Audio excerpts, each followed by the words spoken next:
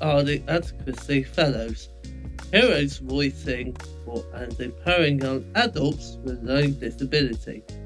Oh, boy, no, isn't it? And cut!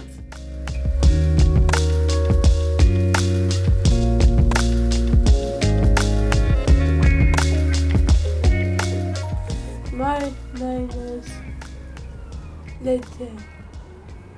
My name is Jack. Hello, my name is Angie. So, my name is Ali. My name is Siobhan. Hello, my name is Max. Welcome to the Advocacy Fellows second podcast.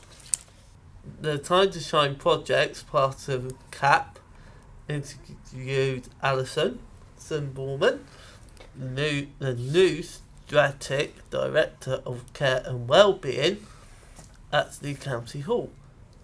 But that interview can be found in issue 19 of Disability Cornwall's Discover magazine.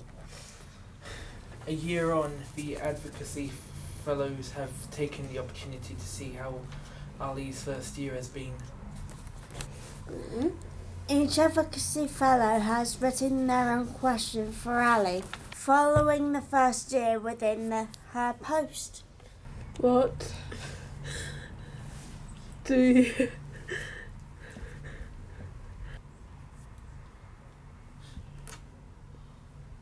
Yeah. What have I done in the last year in my role? Well, first of all, so I can't believe it's been a year since we met. It's gone really quick, hasn't it? And congratulations on your podcast.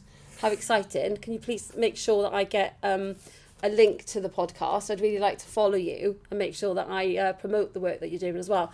So the last year's been really, really busy. So one of the first things that I've done since I've been in post is get to know some key people, and you have all been really key to that, and it's been really good to develop those relationships, to hear back from you around what works really well and actually what doesn't work so well and what you think I should do about things. And as part of that work in the service, we've refreshed our transformation programme. So when I talk about a transformation programme, we want to make sure that people get the right care and support in the right place at the right time. So there's a programme in the council called Delivering Better Care. So we've refreshed that programme to make sure we have a real focus on what matters to the people that use our services or the people that might use our services. Set up a co-production framework and a co-production steering group, which CAP are represented at that group, which I'm really grateful for. And we've got 8 subgroups where we're really trying to hone in on making sure that we work with you to develop services in your communities that you want to use and that will make a difference to you in your lives. So that's one of the main things that I've done over the last year. So what else have I been doing? So I've been really busy trying to make sure that the service is ready for inspection, because this year adult social care will now be subject to inspection by the Care Quality Commission, and that hasn't been the case in England for probably about 13 years. So there's quite a lot of work to do to make sure that we're doing what we should do, and that we can evidence that we're compliant with the Care Act and making sure that we're delivering the outcomes that our residents want us to support them to achieve. So that's been the main thing, Liddy. People are still having trouble employing someone as a PA. What are you doing to help these people? Good question, Angie. Very good question. So I mentioned the co-production framework, and part of that is around making sure that, first of all, our direct payments policy is accessible and flexible enough to support people to employ the right PA or the right service to meet their needs. But also we're trying to do some work with the market, sort of ignites, I suppose, that opportunity around developing PAs and micro enterprises across Cornwall so that people can be self-employed personal assistants, and then they can provide a service to people who decide that they're the right person to support them as personal assistants. I think it's really, really important that people have choice and control over how their care and support needs are met, and I'm a really strong advocate for that. I think one of the main challenges from speaking to you guys that I've understood is that previously we had a very rigid direct payment rate, which was really hard to employ people at that rate. So we've we've removed that. It's featured in our current policy as an indicative planning number, but actually it's around now providing that much more flexible kind of approach to what meets your needs and what makes the difference for you. So we've got examples now where we've moved away from that rate and people are paying £15 an hour, £16 an hour, and we're looking much more flexibly at actually what is the cost to the council of meeting somebody's eligible social care needs. And actually, if the alternative is a really expensive domiciliary care agency, but there is a more flexible approach that meets people's needs and more personalised to them, then we're supporting people to do that. So I think that's one of the big things for me. Just repeat your questions. I'll make sure I've answered it fully. People are still having trouble employing someone as a PA. What are you doing to help these people? Okay, so that's the first thing, is around making sure our direct payments policy is really flexible. We're also looking at the moment around how do we develop a direct payment advisory service and make sure that we've got the right support in place for people who might want a managed account. So I think previously the council has given the direct payment to people, and if you need or want a managed account, you've had to buy that yourselves. So we're actually looking at now how do we develop a managed account offer through a range of providers, but also draw in the opportunity to develop a professional trust as well. So where someone doesn't have the ability to manage a direct payment on their own behalf, and maybe doesn't lacks the mental capacity to manage that direct payment on their own behalf, maybe they've got dementia or something like that, we're actually looking at how do we still enable somebody to have that kind of opportunity where previously it would have been just a commissioned service from the council. How do we give somebody the opportunity to have that really personalised, bespoke provision through arranging professional trust as well, if they don't have people that can act on their behalf to manage that direct payment. The other thing that we're looking to do as well is develop something called individual service funds, which is where we give that personal budget to a provider of services who will manage that on an individual's behalf as well. So there's a whole range of things that we're trying to do at the moment to really support people to manage that direct payment on their own behalf. Brilliant work, Angie. So why can't people pay for activities of their direct payments? Well, they can. They can. So we've been really clear, I think, with colleagues across the service that actually if something's in somebody's care and support plan, then you can actually use your direct payment to pay for those kind of activities as well. And that might be a gym membership, it might be a football ticket, it could be a whole range of things that matters to that individual and is part of their care and support plan. Yeah. Siobhan, your turn. Thanks, Jack. How are you helping people who live in rural areas? So I think that's a really good question, Siobhan, and I think we've got some real challenges across Cornwall, haven't we, with the rurality of our areas. One of the things that we're doing at the moment through our recommissioning of our home care service, for example, is looking at how we allocate place-based services, so it's local services for local people. So we're actually looking at how do we work more effectively with some of our providers to make sure we make best use of that time, so actually that time is protected more, and less travel time, protected time to spend with people that need that care and support. And that means that we can optimise that capacity in some of the rural areas, but also have really targeted recruitment campaigns as well, so that we attract people across the whole of Cornwall, and particularly where we've got some of those rural challenges. It is one of the real challenges of being such a rural county. Thank you for that question. I'll let Max go. You've got 4 questions for me, Jack. Visiting fireboxes. I've got some back for you guys at the end as well. I'm going to let Max have a go. Okay. Could the fund be used to set up social clubs and groups in Cornwall to help us enjoy life? Could the fund, do you mean the direct payment? The Shared Prosperity Fund. Young adults with disabilities should have more opportunities to socialise and make new friends. There are clubs and groups for children and adults, but being a young adult is very different, and we have different needs. We're going through lots of changes in life, and we want to have some fun too. Yeah, quite right. Well, I think that's a really interesting question. It's not one that I have control over, but I don't know why we can't be thinking about how do we speak to the right people in the council to find out if we could put in some bids towards that kind of fund and how we can use that fund.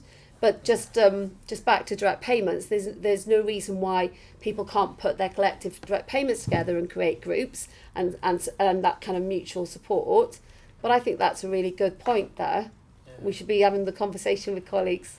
Great reading there, Max. So, my next question is, why can't people keep the same social workers? Yes. So this is something that we spoke about last year as well, Jack, isn't it? Yeah, I agree with you. I think it's really difficult, isn't it? So last year when we met, we talked about, from my recollection, we talked about we talked about the makeup of the social work teams in Cornwall, didn't we? And the fact that actually you may be supported by a social worker who may also be supporting a grandparent or a family member in another way. And I would say that at the moment, the way that the teams are constructed in Cornwall means that they have a turnover of support and they close their involvement when there's no active work happening for them at that particular time. It's not a model that I've seen elsewhere. It's I think it lends itself more to an older people's kind of service model. But they are things that we're looking at the moment, Jack, in the council, because you form a relationship with a social worker, and it's a key relationship, isn't it? When things happen, or as I think you just said in your question about, there's other things that are happening. We want to have fun, and there's lots of changes going on in your life, and that consistency of the social worker supporting you is really key. So they are absolutely conversations that we're having at the moment, and we've been having for some time. And there's also conversations with children's services around how do we work better together through that planning kind of phase, before young people become young adults, so that we can try and build in that continuity. Yeah. Do you think you would be able to learn sign language to help those with non-verbal needs to understand what you're trying to say during the future? Yes, I'd be really keen to do that, but I'm also really keen that we support our workforce to do that. And they are things that we've certainly been talking to Hearing Loss Cornwall around, and High Vis, which was one of the providers for sensory loss in Cornwall, around how do we upskill our workforce in those areas. Nice one, Angie. So why does direct payment take so much money off us? So the direct payment works in a way that, so you'll have an assessed need and a care and support plan, and it will be the value of the care and support plan, and it will be paid net of what we call a client contribution, which is based on an assessed affordability factor through it's a charging policy that's set nationally, which we have some discretion on locally, but it is set on that kind of ability to pay, and it's linked to benefits and things like that. So we don't take money from people for direct payments. It's around, say your personal budget is £100 and your client contribution is £10, then we will pay £90, and I think it's paid net, but I'm not 100% certain whether we pay it net or gross. But if we pay it gross, then that's when we take money, we charge the client contribution factor for that. If you had a magic wand, what would you change? Well, do you know what? You've lit my question for you for later. You've been reading my notes as well as No, yours, Jack. that's you, just like on the radio podcast. Well, I've got that question for you, Jack, later. So maybe we could all answer this question. What has your greatest achievement been in the last year? Oh, crikey. Do you know... Question because you got to think, right? Yeah, that's right. Do you know what? When I think about what I'm most proud of is the relationships that I have formed, and I include you guys in that, because that's really important to me, because I think the relationships are really key. And I think we just had our peer review a couple of weeks ago, and they gave me really positive feedback about those relationships, including, with yourself, residents, but also with community groups, partners like the NHS, and with my frontline workforce as well. And I think those relationships are really, really key. And I think they're the thing that I'm most proud of in the last year, whether you can call that an achievement or not. But I think it's really important, and it's what gives me energy to do the job that I do is knowing and having those relationships. But No, sorry, I had a hiccup.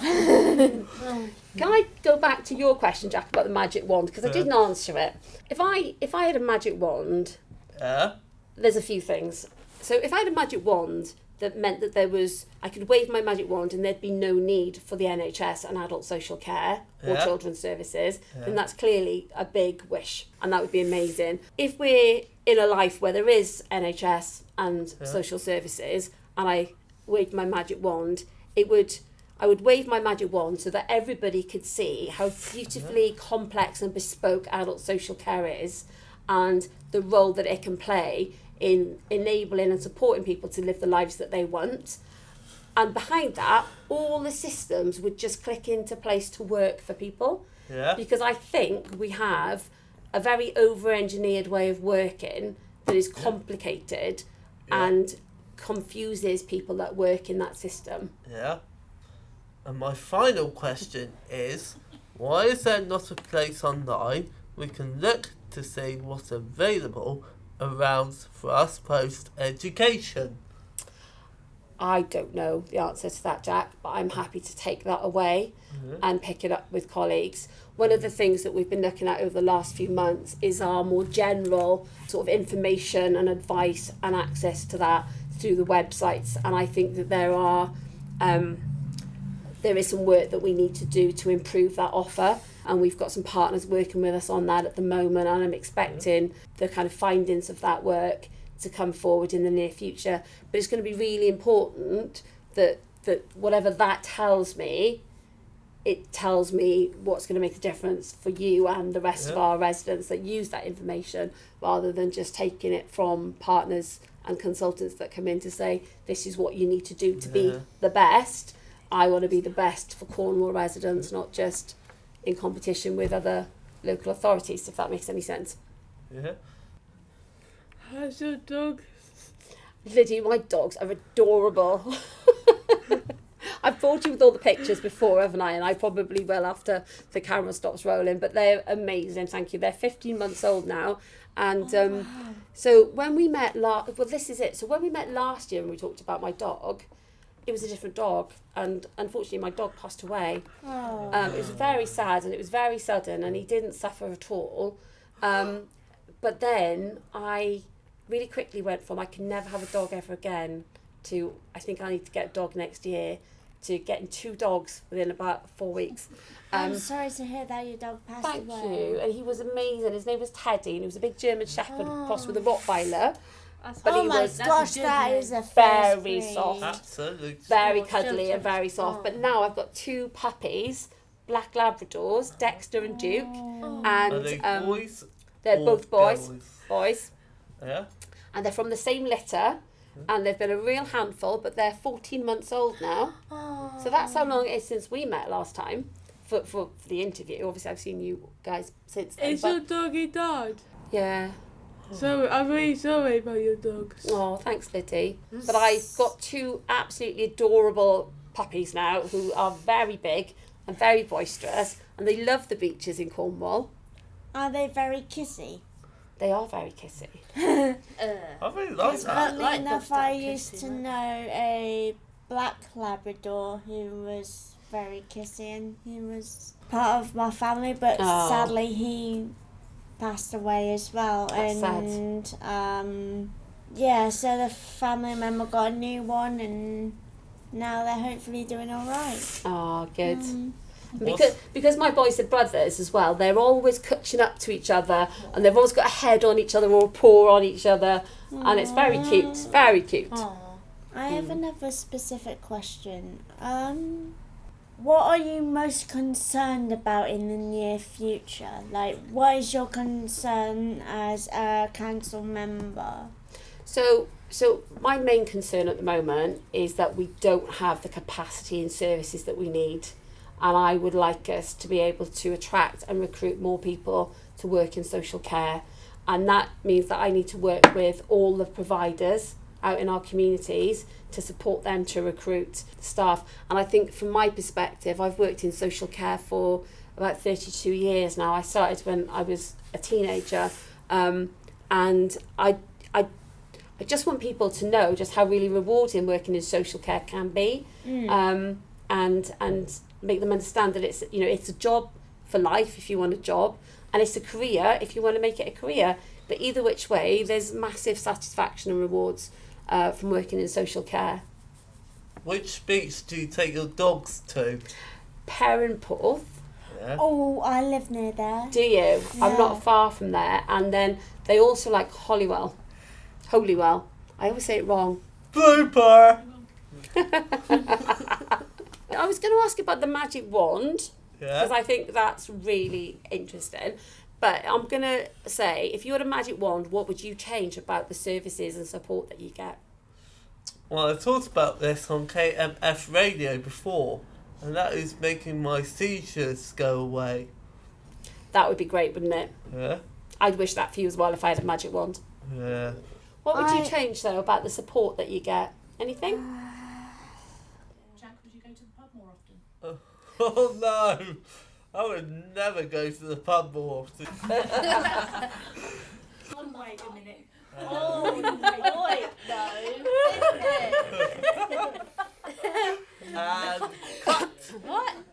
And Jack, going back to what you said earlier, obviously one of the things you clearly like to change is that you get a named social worker that only changes when they leave or for really specific reasons rather than... What I'd like changed is that if when we get a new social worker, we know straight away. Straight away.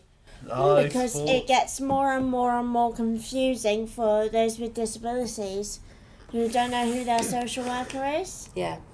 So we'd like to know straight away beforehand, so then we can get used to them as time progresses. My other question for you guys was, what would you like me to change in the next 12 months? Ooh, I think we discuss this and see what happens. Siobhan, any thoughts? Not really. What about you, Max? I can't really think of anything specific. Angie? Sorry, I'm trying to think.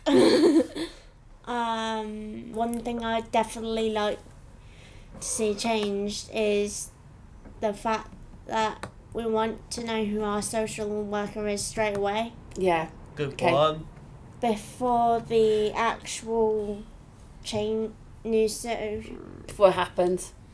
before it happens, so that then we would know who exactly they are. And Yeah, makes absolute sense, doesn't it? yeah. Our communication needs to be better, doesn't it? What about you, Jack? What about you, Lydie? Well, I remembered when I did the webinar on Zoom, the ALD, that stands for Ask, Listen, Do. And I remembered that on Zoom, it was a Microsoft Teams meeting. What about you, Lydie? It's not asking me, Liddy. Can you think of anything you'd like to change? Like my PAs. And above, Yeah. I got PAs. I know I met your brother, didn't I, when he was supporting you He supported me. at the conference. Are they old? No. Are they not very nice? What are they? Tell me. Tell Annie. No pressure, Liddy. We go out and do fun things, don't we? They get out to fun Do things. you go to the pub? I like that. What do you drink at the pub, Liddy? Right. Do you drink red or white? Red. Would you like to be able to pay for that out of your direct payments?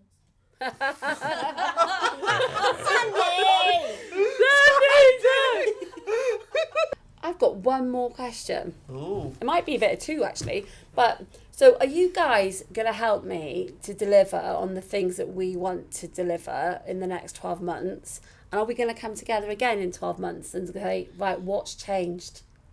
Oh, yes. Yes. Definitely. That's So I for can rely sure. on the I like shiners that then. word. You can Yeah, rely on us. I like We're that. a very reliable group. And my very last question is, when am I getting a shiners t-shirt? You had to be part of it if I'm being shiners. Have to be a shiner to get a Shiners and you t-shirt. mustn't hug or only high five only. High fives only. So we can have a group high five then. Yeah. Yeah. 1, 2, 3, 4. Goose! You mean 5. A huge thank you to Ali for allowing us to interview you again today. We know how busy you are and we appreciate your time. Absolutely. And a huge thank you to all the Advocacy Fellows, like us on the radio, who were involved in this podcast. And a thank you to you for listening. Thank you.